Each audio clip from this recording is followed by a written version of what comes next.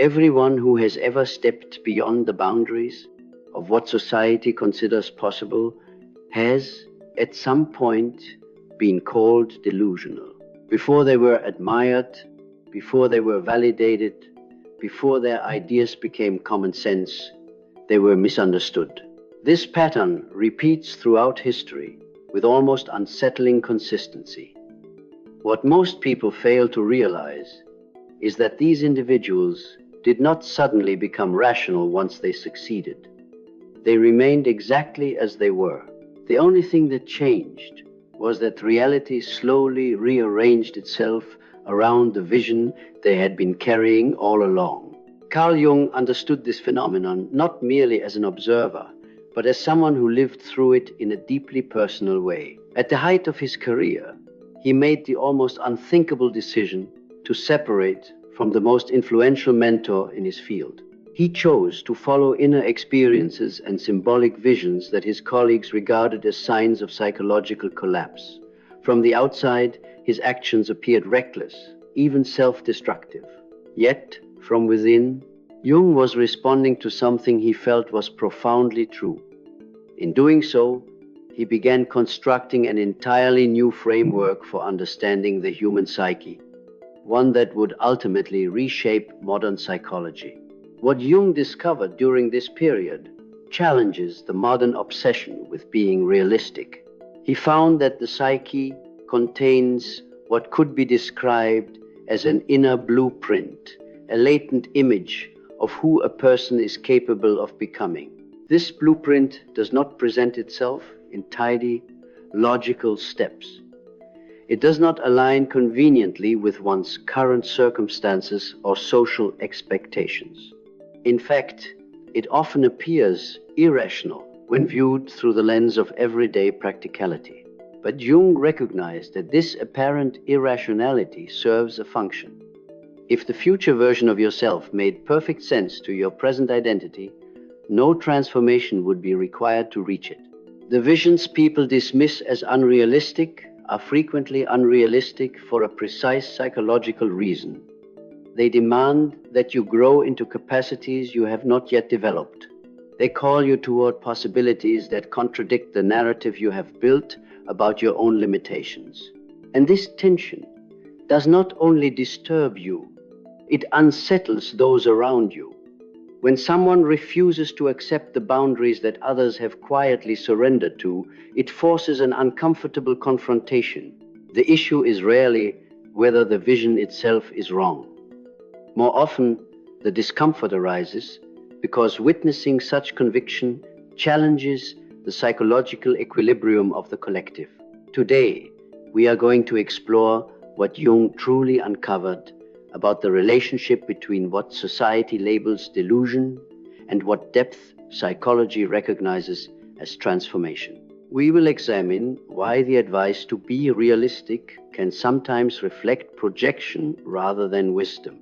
We will look at how Jung's concept of the self illuminates the strange feeling that your most improbable aspiration might also be your most authentic inner truth. And we will begin to understand what occurs when an individual dares to act according to what they perceive inwardly rather than what the external world repeatedly confirms. Jung was drawn again and again to a question that many of his contemporaries considered too ambiguous, even too dangerous, to investigate seriously. Why do certain individuals carry an inner image of themselves that completely contradicts the life they are currently living, and yet, over time, manage to make that image real? Not through naive wishful thinking or denial of difficulty, but through a psychological process that appears chaotic from the outside, while following an almost precise inner logic. In his clinical work, Jung encountered people whose lives seemed stable and even successful by conventional standards. They had respectable careers, socially approved relationships, and routines that appeared secure. Yet beneath this surface, many of them experienced a persistent sense of incompleteness. There was a quiet but relentless pull towards something their existing circumstances could not explain. It was not simply dissatisfaction. It was more like an intuitive knowing that their current life configuration was insufficient for what was trying to emerge within them. Colleagues of Jung often interpreted this phenomenon as grandiosity or escapism. They labeled such individuals narcissistic or unrealistic, assuming that the tension between inner vision and outer reality was a symptom of psychological imbalance. Jung saw something entirely different. He recognized that these people were not inflating their ego. They were encountering what he called the self, the archetype of psychological wholeness. The self represents the totality of a person's potential, including aspects that have not yet been expressed or developed. It is not limited to the traits shaped by upbringing, environment, or social approval. Instead, it contains the fuller pattern of what an individual can become. According to Jung, communication between the self and the conscious ego rarely occurs in the language of logic. It manifests through symbols, dreams, sudden intuitions, powerful emotional impressions, and visions that feel strangely compelling. These experiences often point toward possibilities that appear unreasonable when measured against external evidence. You might feel drawn toward a path that does not match your education, your professional history, or your perceived social status. You may imagine a version of your life that seems completely disproportionate to where you currently stand. And when you attempt to articulate this vision, those around you may respond with skepticism or concern, interpreting your conviction as impractical fantasy. Jung's research suggested that these inner images were not random constructions of desire. They were signals from deeper layers of the psyche, indicating the direction in which growth was possible if the individual was willing to undergo the necessary transformation. In this sense, the vision itself was not the delusion. The real illusion was the belief that one must remain confined to the identity already established. The assumption that the present self is final, fixed, and fully defined can become the most limiting narrative a person accepts. This dynamic becomes particularly visible when someone begins to speak openly about what they genuinely want for their life. Not the socially polished version of ambition that sounds reasonable and safe, but the raw, unfiltered aspiration that feels almost outrageous when expressed aloud. In such moments, the reactions of others are often immediate and revealing. Subtle shifts in facial expressions, changes in tone, or gentle attempts to redirect the conversation toward more practical alternatives can signal discomfort. Statements like, "That sounds inspiring, but have you considered a more realistic approach?" are rarely neutral observations. They often function as psychological defenses.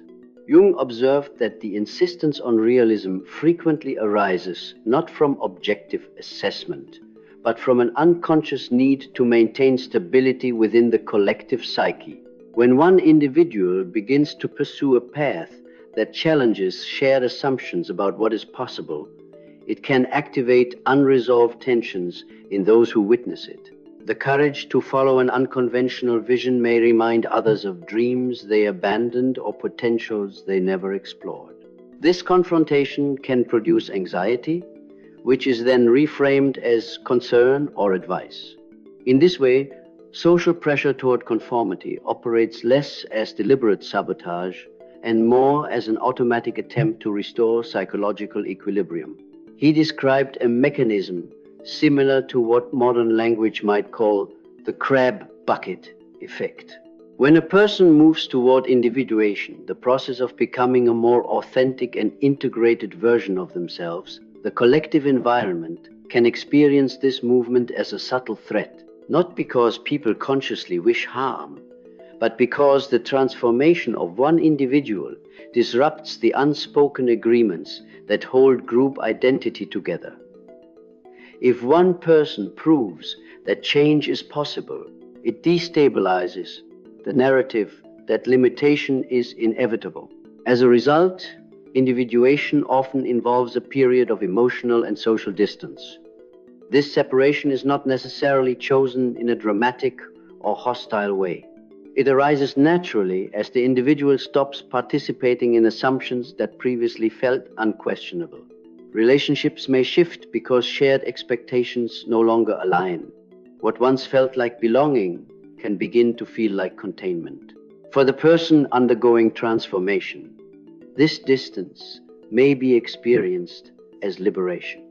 For others, it can feel like rejection or abandonment, even when no such intention exists.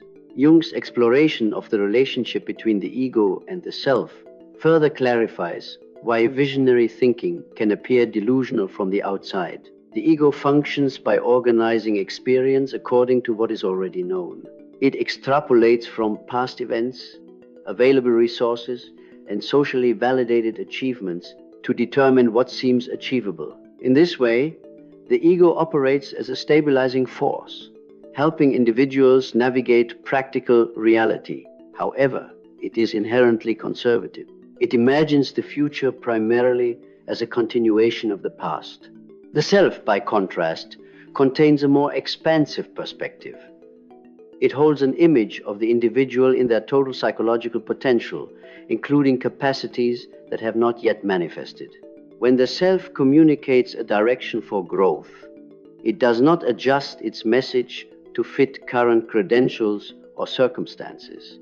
It presents a possibility that may feel disproportionate or even impossible. The gap between who you are now and who you could become is precisely the space in which transformation occurs. If the path toward this envisioned future were entirely logical and predictable, it would not require faith, courage, or profound internal change. Genuine transformation often involves what Jung metaphorically described as a psychological death and rebirth, the dismantling of outdated identities to make room for new patterns of being. This process is rarely comfortable. It can evoke uncertainty, vulnerability, and moments of intense doubt. Yet Jung repeatedly observed that individuals who remained attentive to the guidance of the self, even during periods of confusion, were more likely to experience meaningful growth. He documented numerous cases in which people felt compelled to make decisions that appeared irrational from a conventional standpoint. They left secure professions, ended relationships that seemed stable, or relocated to unfamiliar environments without clear guarantees of success. To outside observers, such actions looked reckless. But Jung interpreted these impulses as attempts by the psyche to reorganize life circumstances in alignment with emerging potential. The discomfort or emptiness individuals experienced in their previous situations was not simply pathological distress. It was often an indicator that the existing structure of their lives had become too restrictive for what they were capable of becoming.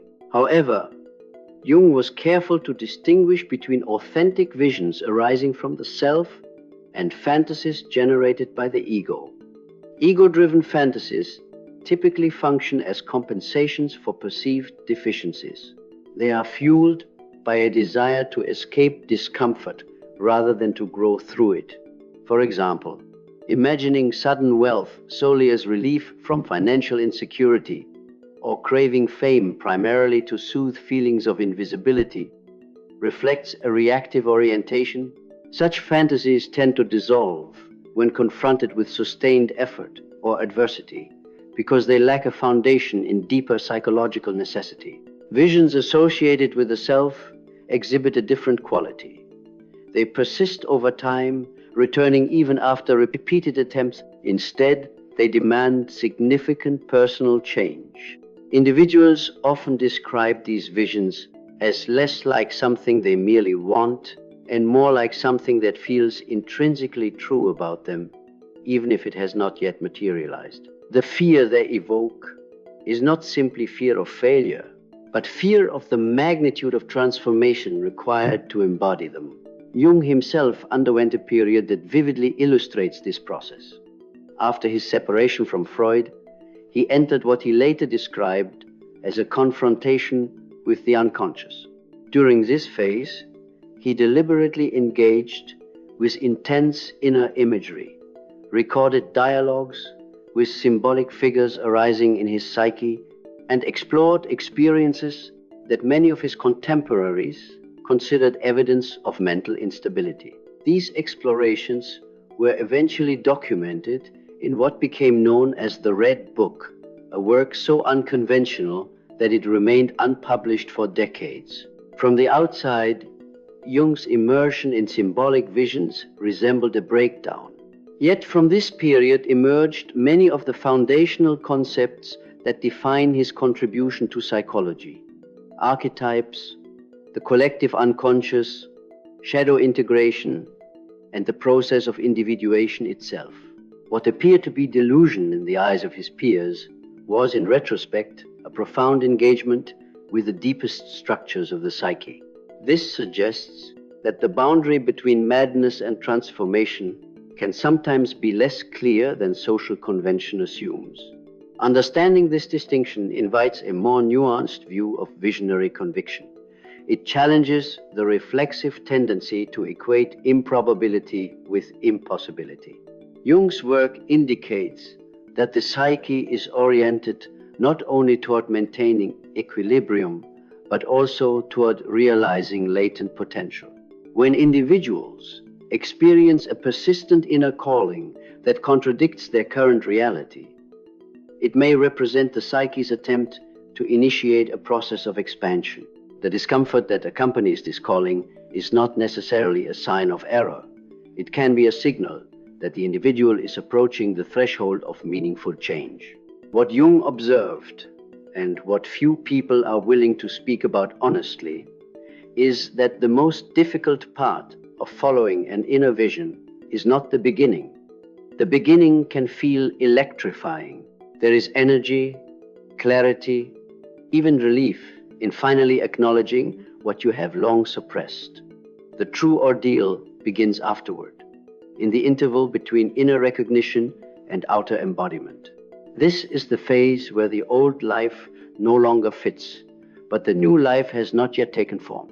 The person who commits to a vision often enters a psychological territory that is profoundly unstable, and Jung understood this transitional state as one of the most dangerous passages in individuation.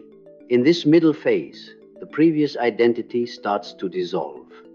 The self-image built on familiarity, approval, practicality, and adaptation begins to lose its coherence. Yet the new identity has not become real enough to stand on. You are no longer fully who you were, but you are not yet who you are becoming. This creates a condition of inner suspension that can feel intolerable. Certainty weakens. External evidence remains absent. This daily life stops reflecting the inner conviction that initially felt so powerful. What once seemed like a profound insight can begin to look through the eyes of fear like a catastrophic misjudgment. This is where most people retreat, not necessarily because the vision was false, but because ambiguity itself becomes unbearable. The rational mind begins to interpret the absence of immediate confirmation as proof of error. Financial instability, relational tension, professional uncertainty, and emotional fatigue gather around the individual and create a persuasive argument for returning to the old self. The voices that once sounded merely cautious now begin to sound sensible. The warnings from others take on new credibility because they align with the discomfort of the present moment. Jung recognized that this is often the point at which the ego attempts to reclaim control by redefining transformation as delusion. But he also warned that once a person has genuinely encountered a deeper possibility within themselves, turning back does not restore innocence. You cannot entirely return to the smaller life once you have seen that it is too small. The result is not peace, but division. A person who retreats after glimpsing a larger psychological truth often becomes trapped in a form of inner limbo. They remain inside the old structure externally, but they can no longer fully believe in it. They continue performing a life they have already inwardly outgrown. This produces a specific form of suffering, not dramatic collapse, but chronic spiritual constriction. Jung saw this condition repeatedly. People living outwardly functional lives, while inwardly haunted by the unlived life. For Jung, the individuals who moved successfully through this disorienting middle period shared one crucial characteristic. They cultivated a relationship with the self that became stronger than their dependence on external validation. This did not mean rejecting reality or becoming indifferent to consequence. It meant learning to distinguish between present reality and emerging reality. Present reality is what can currently be measured, named, and socially verified. Emerging reality is what is trying to come into being through the person even before the outer world has reorganized around it. To remain faithful to the latter while surrounded by evidence of the former requires a form of inner discipline that looks irrational to others but is psychologically coherent from within. This is precisely why Jung placed such importance on active imagination. He did not treat it as mystical escape, but as a method for building conscious dialogue with the unconscious. Active imagination involves engaging intentionally with images, symbols, dreams, and inner figures that arise from the psyche. Rather than dismissing them as irrational noise, the individual enters into relationship with them. Questions are asked, feelings are explored, meanings are allowed to unfold.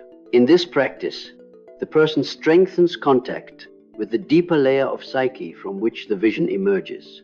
This becomes essential in times when outer confirmation is absent, because it provides a source of orientation deeper than social agreement or strategic planning. Jung found that those who could sustain contact with this inner source were far better equipped to endure major life transitions. Logical planning has its place, but it cannot navigate every threshold. There are phases of development in which the map does not yet exist. The ego, which prefers linear predictability, finds this unacceptable. It wants guarantees, contingencies, visible milestones, and stable identity markers. But individuation often advances through symbols before it advances through outcomes. The psyche reveals direction first, then demands transformation, and only later does external life begin to reflect what the inner world has already been insisting upon. This distinction also clarifies the difference between fantasy and vision. Fantasy allows a person to feel enlarged without requiring actual development. It functions as emotional sedation. It creates pleasure without demanding sacrifice, and it often leaves the core identity intact. Vision does the opposite. It destabilizes the existing self. It introduces tension, fear, and responsibility. A genuine vision does not merely flatter the ego, it dismantles it. It asks for discipline where there was avoidance, courage where there was dependency, truth where there was performance. If the thing you call a dream leaves your current structure untouched, Jung would likely regard it as compensation. But if it keeps returning, keeps exposing the insufficiency of your present life, and keeps demanding a more difficult version of you, then it may be carrying the authority of the self. There is another dimension of Jung's work that becomes particularly relevant here: synchronicity. Jung used this term to describe meaningful coincidences that are not linked by obvious causal chains, but are connected through symbolic significance. He noticed that when individuals entered deeper alignment with the self, their external lives sometimes began to reorganize in ways that exceeded rational planning. Encounters occurred at improbable moments. Opportunities appeared from unexpected directions. Information arrived at precisely the time it was needed. These events were not, for Jung, proof of magical control over reality. They were indications that the psyche and the external world could sometimes reveal patterns of meaningful correspondence. From a Jungian standpoint, synchronicity does not replace effort, nor does it excuse passivity. It tends to emerge when a person has already committed themselves inwardly. The external world seems to respond not to wishful thinking, but to psychological alignment. Once the individual stops dividing their energy between vision and self-protection, a different level of participation becomes possible. This is why true commitment is so frightening. To commit to an inner vision means relinquishing the shelter of partial belief. It means accepting that if the path fails, you cannot blame the collective for choosing it. The responsibility becomes intimate and absolute. Most people prefer realism not because it is necessarily wiser, but because it distributes responsibility. If you do what everyone else does and the result is disappointing, your disappointment is socially normalized. It belongs to the system, the market, the timing, the circumstances.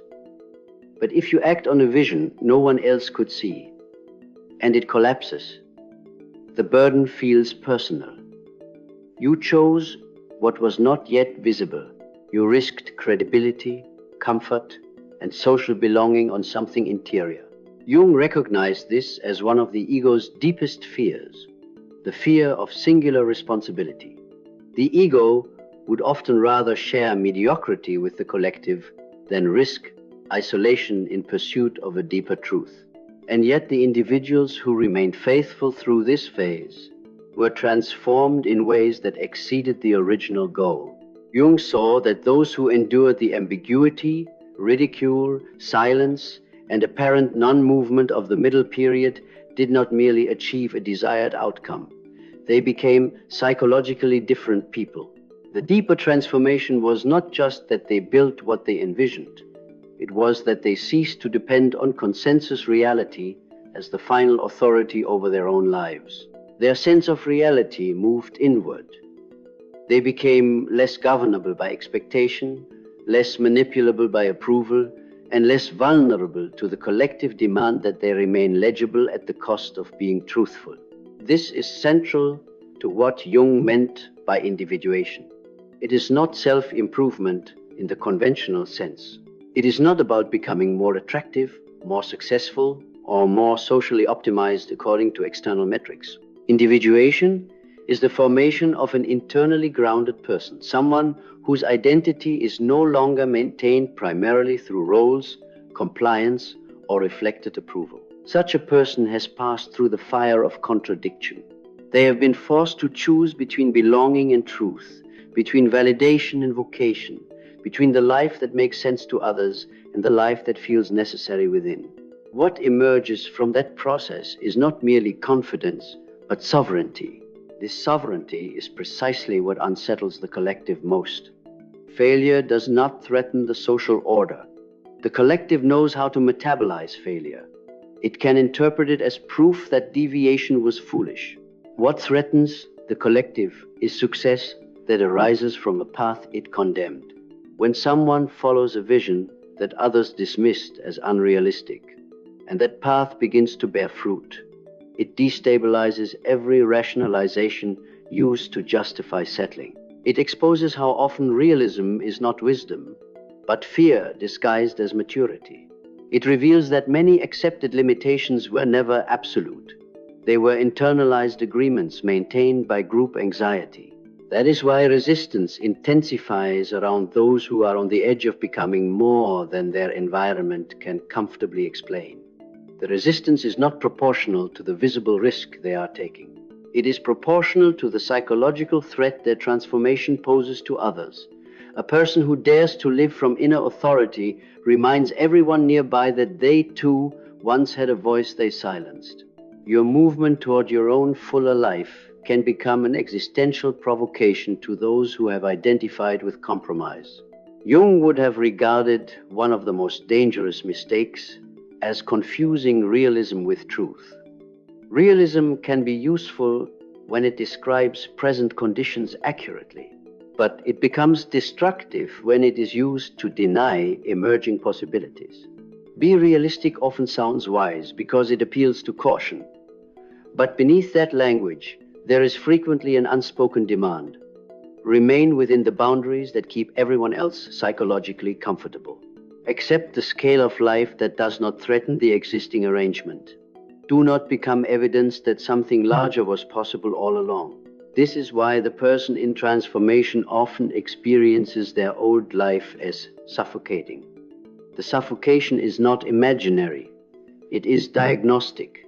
It signals that the structure which once provided order has become incompatible with what is trying to emerge. Jung understood that ignored visions do not simply vanish. They descend into the unconscious and begin to express themselves indirectly.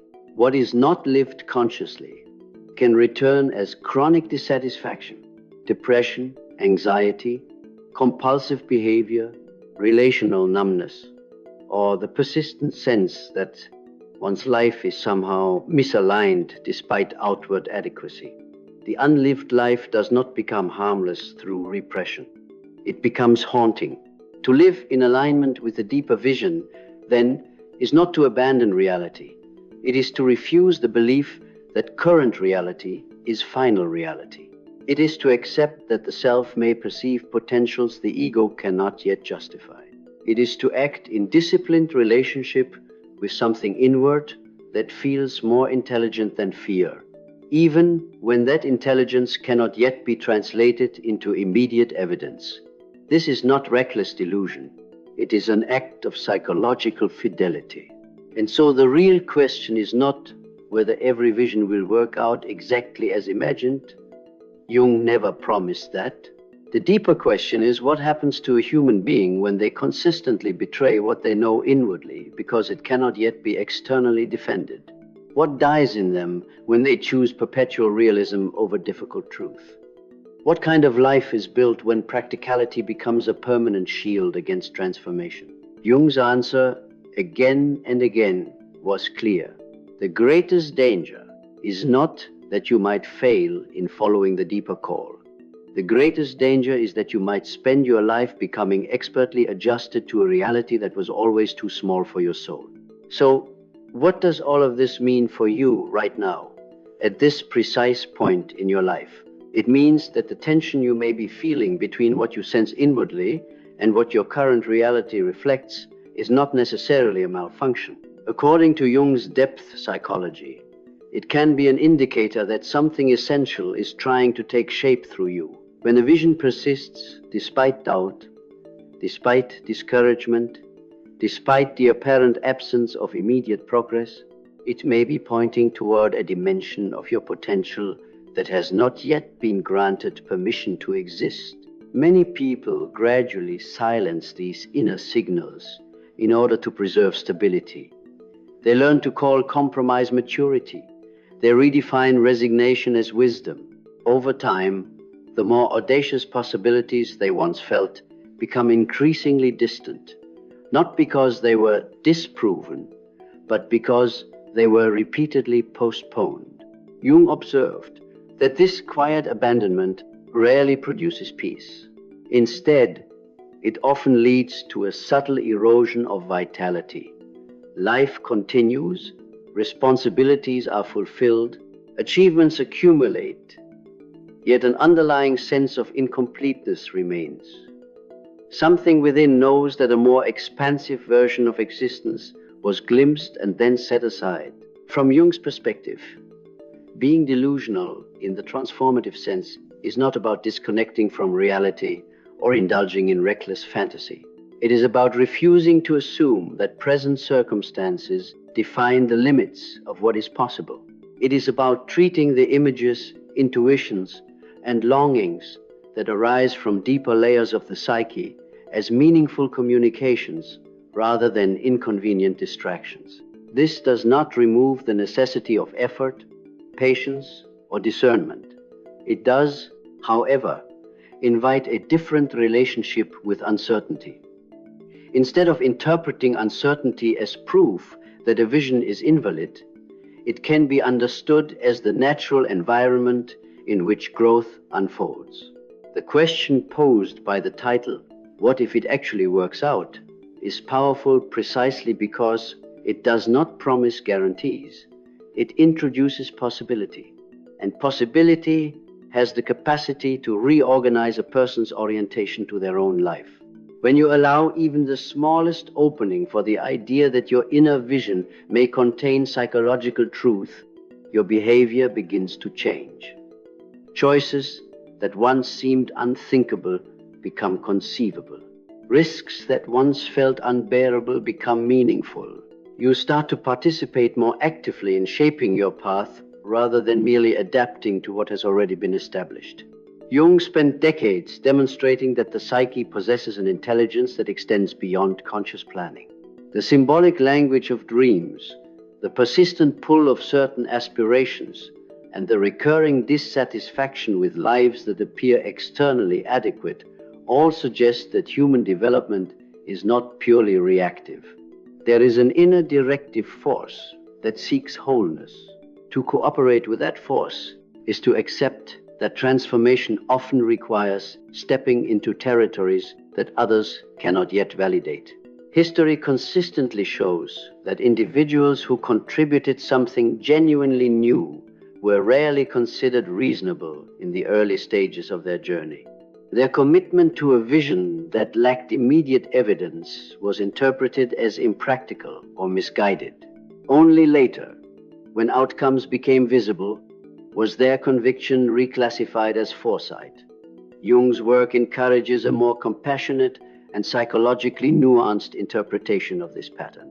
What appears irrational at first glance may be the psyche's attempt to expand beyond inherited limitations. If you are carrying a vision that you have been tempted to dismiss simply because it does not align neatly with your current identity, Jung's perspective offers a different invitation. Instead of asking whether the vision is realistic by conventional standards, you might ask whether it feels deeply, persistently true. You might explore what kind of person you would need to become in order to live in alignment with it. You might recognize that the discomfort surrounding this exploration is not necessarily a warning sign, but part of the process of psychological reorganization. Ultimately, individuation is not about proving anything to the world. It is about forming an honest relationship with your own potential. It is about allowing the future that exists within you as an image to gradually take form through disciplined action and inner dialogue. To be productively delusional, in Jung's sense, is to hold space for possibilities that are not yet visible, while remaining committed to the work of becoming capable of them. Perhaps the most transformative shift occurs when you stop asking for universal agreement before trusting what you perceive inwardly. The collective will always have reasons to favor predictability over emergence. But your life is not designed to be an exact replica of collective expectations.